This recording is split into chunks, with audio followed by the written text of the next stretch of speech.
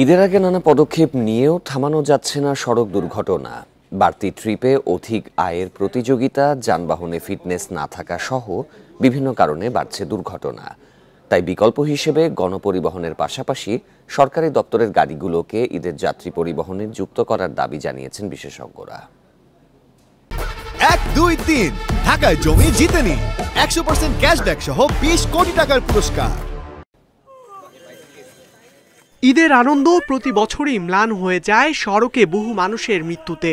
সংশ্লিষ্ট দপ্তর ও সংস্থাগুলোর নতুন উদ্যোগেও থামছে না মৃত্যুর মিছিল।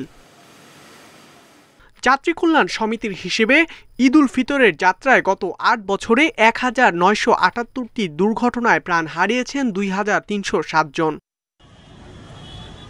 বিশ্লেষকরা বলছেন, এজন্য দায়ী পরিবহন শ্রমিকদের নির্ধারিত বেতন বোনাস না থাকা, বেশি মুনাফার আশায় বিশ্রামহীনভাবে গাড়ি চালানো, ফিটনেস না থাকা ও ফাঁকা সড়কে গতির প্রতিযোগিতার মতো বেশ কিছু বিষয়। একজন চালক ২৪ ঘন্টা, কোনো কোনো ক্ষেত্রে ৩৬ ঘন্টা বিরামহীনভাবে স্টিয়ারিংয়ের মধ্যে আছে এই ঈদে।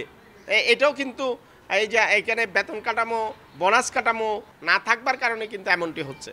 পুলিশ বলছে, গণপরিবহন ছাড়াও ট্রাক ও অন্যান্য যানবাহনে ঝুঁকি নিয়ে ঈদে যাত্রা করেন অনেকেই। জনবল সংকট ও কাজের চাপে যা নজর এড়িয়ে যায়। পিকআপে, খোলা ট্রাকে এটা কিন্তু খুবই বিপজ্জনক, এটা কোনোভাবেই করা সমীচীন নয়। এবং সেই ক্ষেত্রে আরও একটি দায়িত্ব যাদের রয়েছে সেটা হলো আমাদের মালিক, শ্রমিক, ড্রাইভার, যারা মালিক শ্রমিক, এই সমস্ত গাড়ির মালিক, তারা কিন্তু এইভাবে যাত্রী তুলে নেন। এটা তো সম্পূর্ণ বেআইনি, দণ্ডনীয় অপরাধ।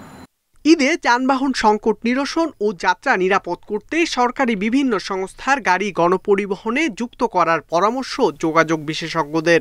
আমাদের সরকারি, বেসরকারি, আধা সরকারি, স্বায়ত্তশাসিত যে প্রতিষ্ঠান আছে তাদের পরিবহন পরে কিন্তু অসংখ্য বাস আছে।